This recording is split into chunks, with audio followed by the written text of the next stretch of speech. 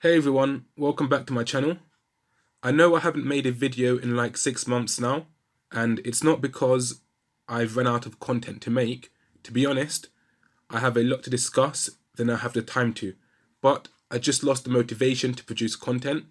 Making videos is like a hobby, as I'm not really trying to become a crypto influencer or anything like that, but I do enjoy creating content in my free time and sharing my perspective until the whole process just started to feel like a day job.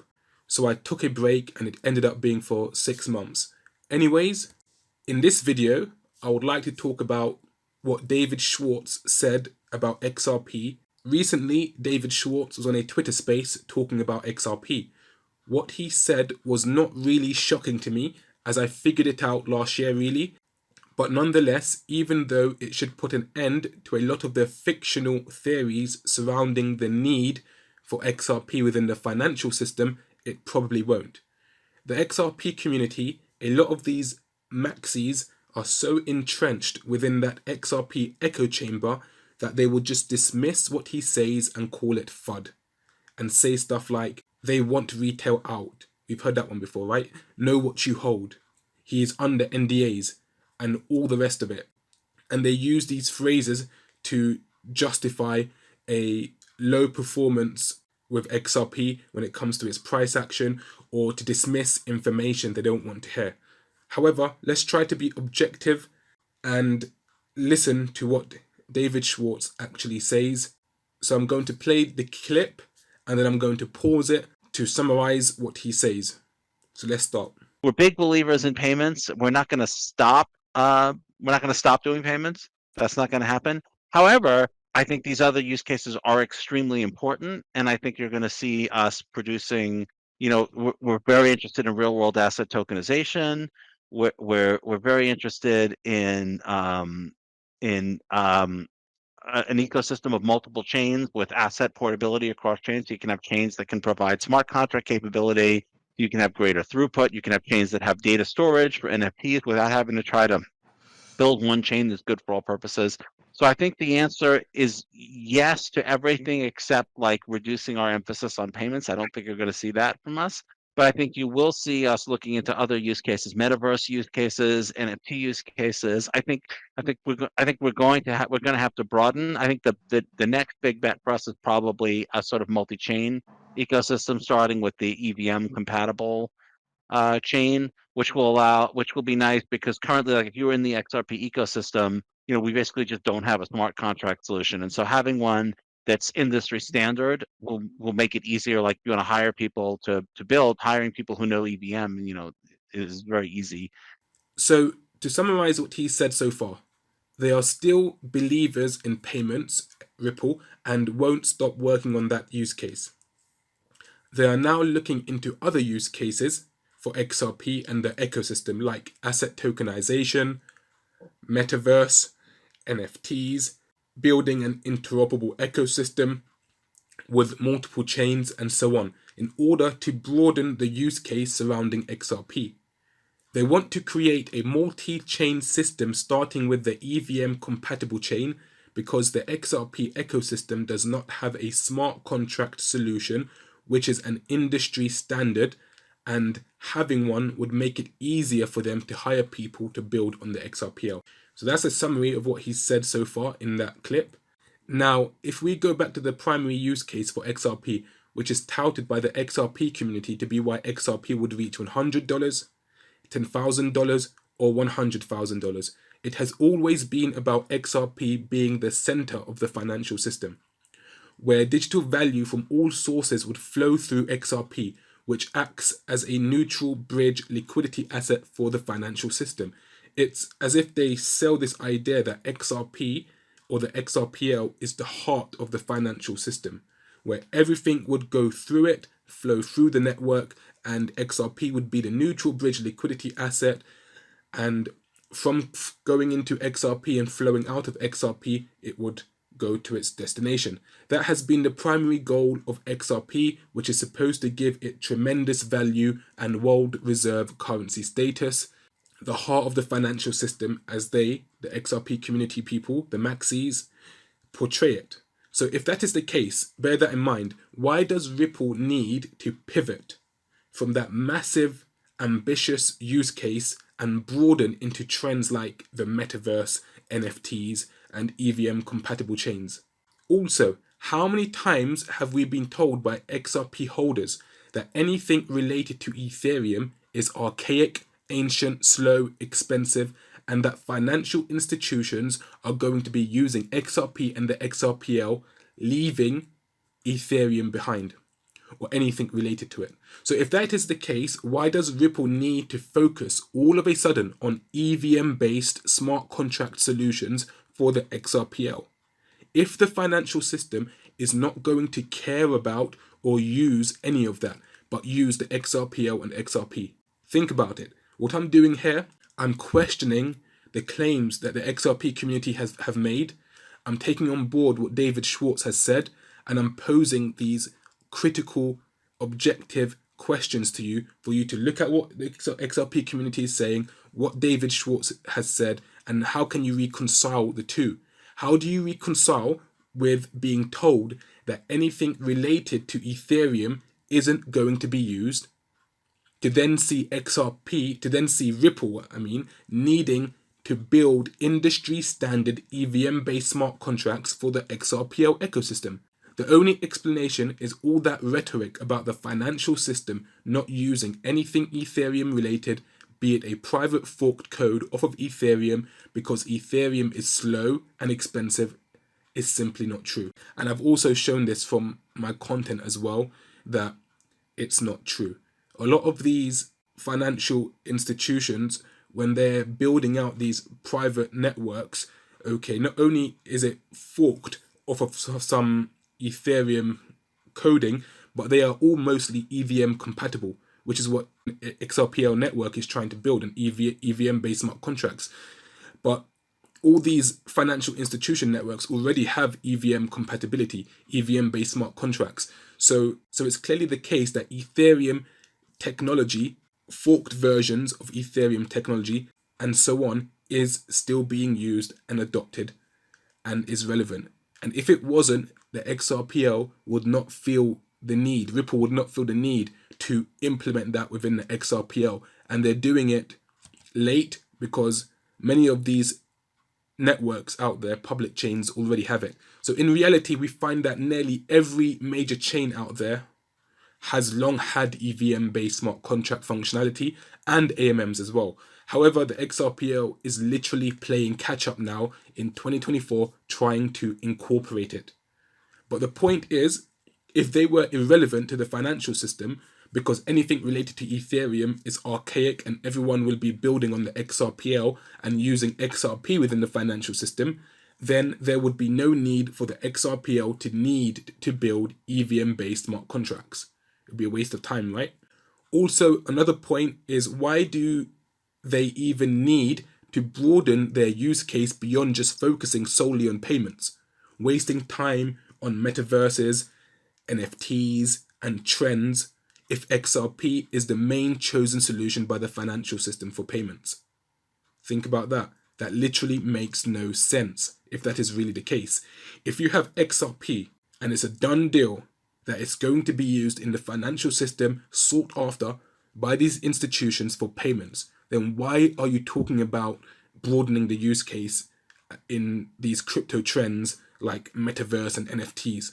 You've already got the most important use case out there, and that is payments. Just forget about all the other stuff. Just focus on payments because it's going to be used for payments. It's a done deal, right? Or maybe, as I have always shown in my content, that it is just not the case at all in reality. It's not the case that it's a done deal. The only reason you would want to deviate from the primary use case for XRP/XRPL and broaden the use cases surrounding it is if the main payment utility function is not going too well or going as planned.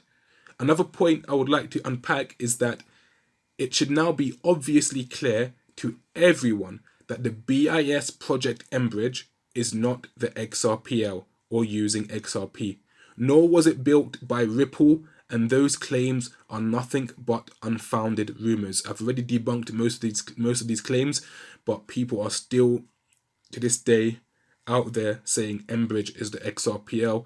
Ripple created and built mBridge, and they're using XRP. mBridge is an EVM compatible DLT system that utilizes smart contracts for atomic swap currency conversion without a bridge asset. Also, how was it built by Ripple using their technology when the XRPL does not even have EVM-based smart contract functionality and are now trying to build it? Think about it. People are saying that it was built by Ripple's technology. How can it be built by Ripple technology when the XRPL itself, okay, doesn't even have EVM-based smart contract functionality, but mBridge does? And then say mBridge was built by Ripple technology when it's missing EVM-based smart contract functionality. I mean, people just make things up. The nonsense made up by the XRP community is literally has no limits. I'm astonished. So let's continue with the clip. So I think you're going to see us placing other bets and encouraging growth in other parts of the ecosystem. I think the answer is we haven't gotten the traction we wanted just from payments. That doesn't mean that we shouldn't keep trying, but it also means that we have to be broader.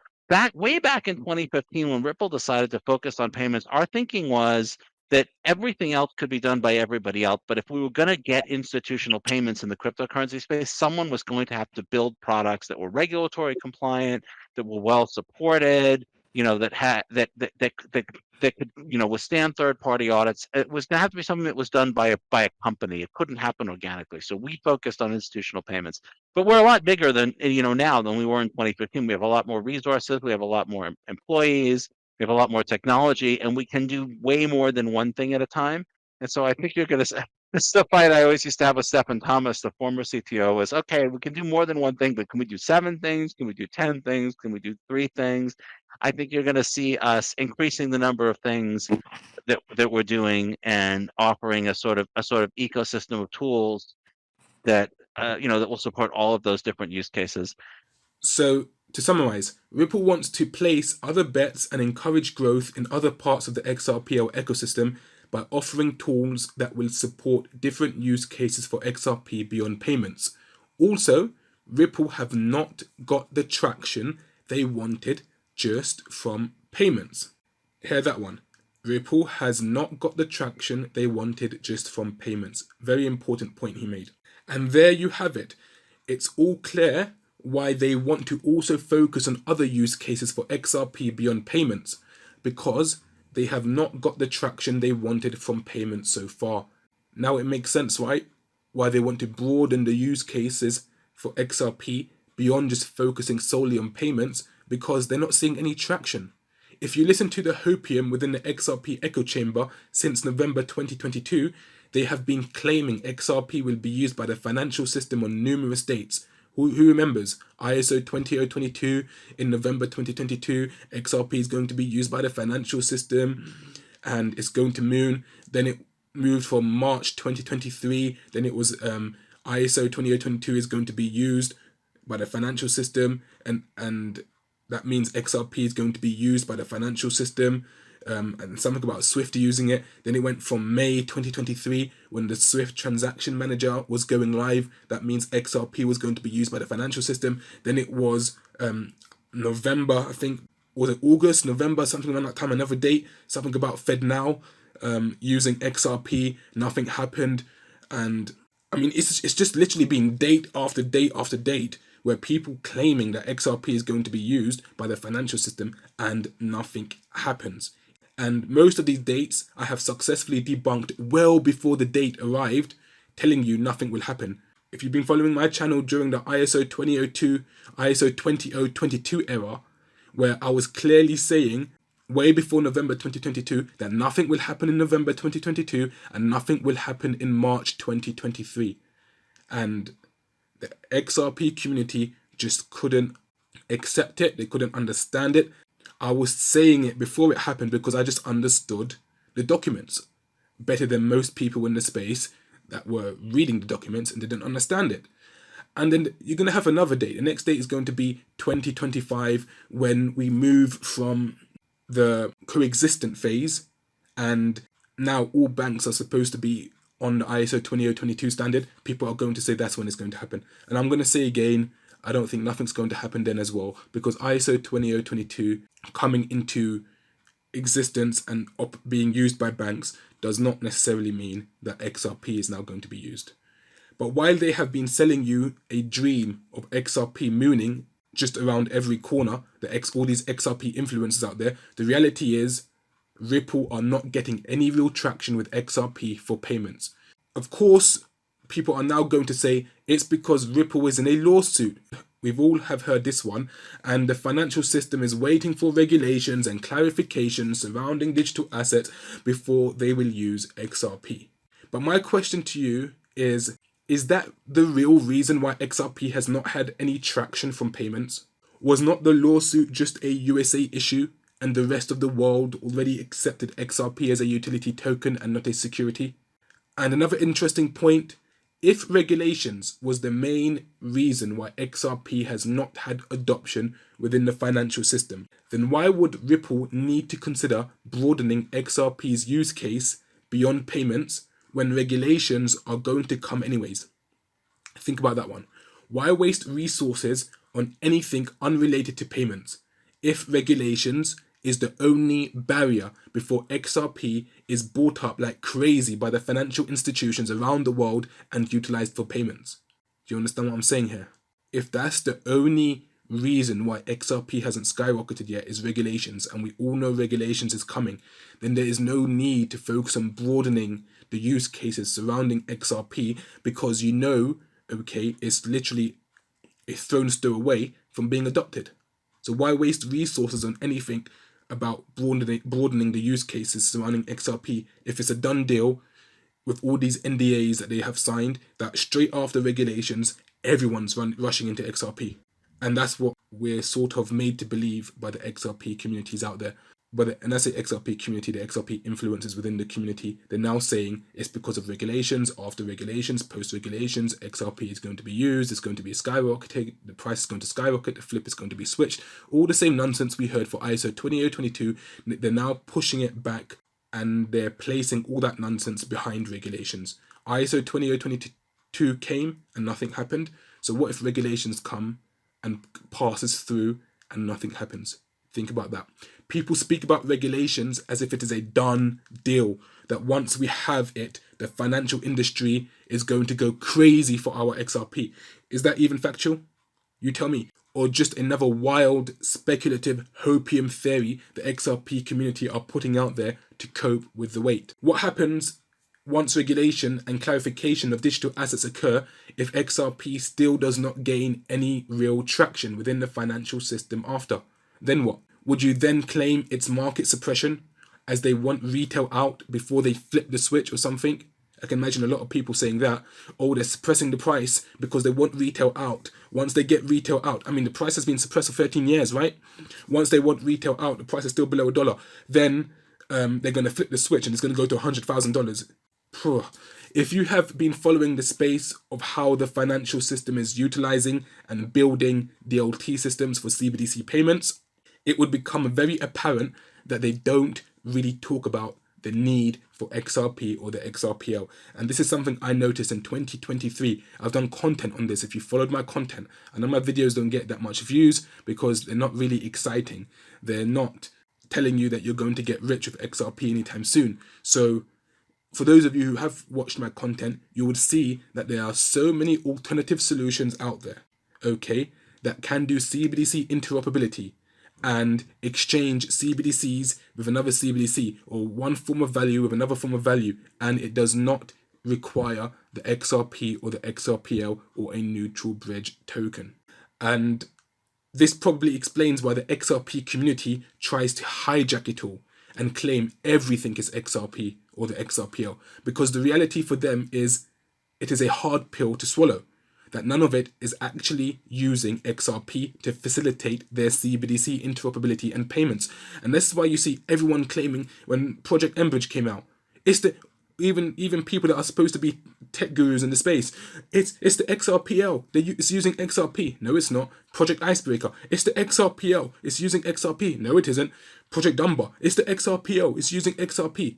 Sure, it is. I mean, you can just go on and on. FedNow. It's the XRP. It's using XRPL. Are they?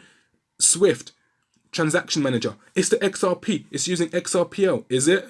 I mean, I can just go on and on and on, yeah, just naming how everything is supposed to be the XRP using XRPL if they are involved in CBDC interoperability.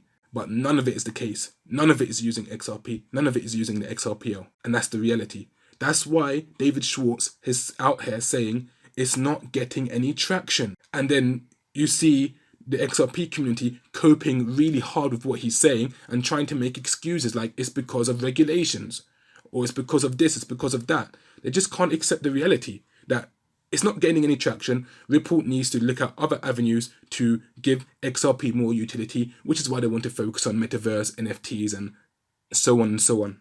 So let's continue with the clip. Metaverse use cases, I'm VR use cases, I'm not completely sold on yet. AI, I'm kind of, I think that's definitely going to be something, but the question is what, and I don't think we know what yet. So the other thing that's a little challenging is to decide when is too early and when is too late.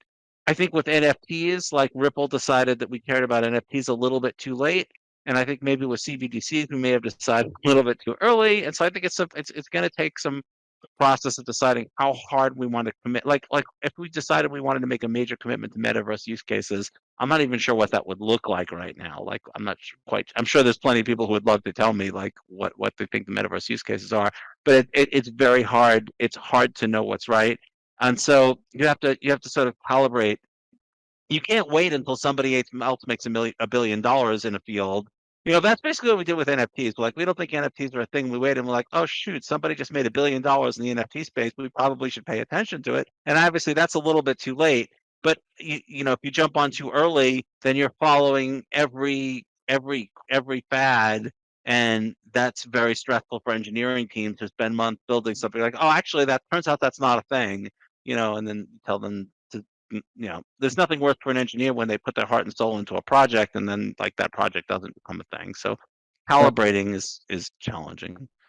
In the remainder of the clip, David just talks about the challenges of deciding what to focus on now that they want to broaden beyond just the scope of payments for XRP.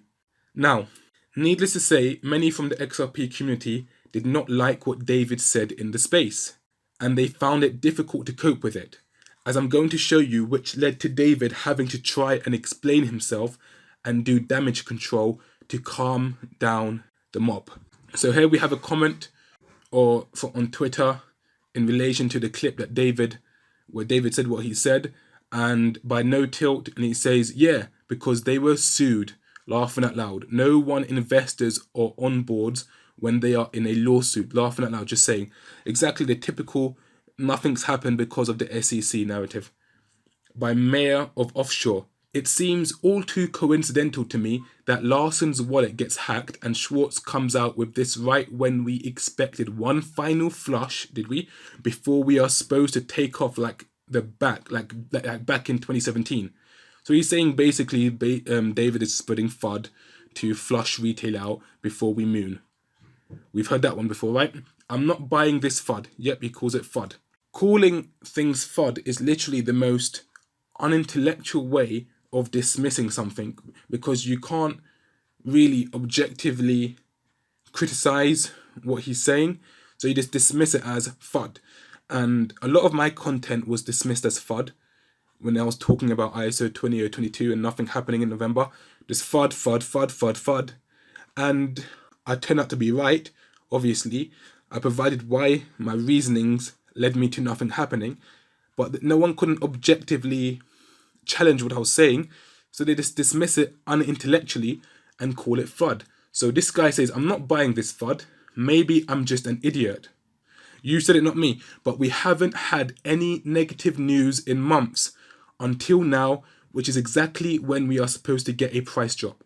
So he's just basically saying the thing where David is trying to get retail out before they flip the switch narrative.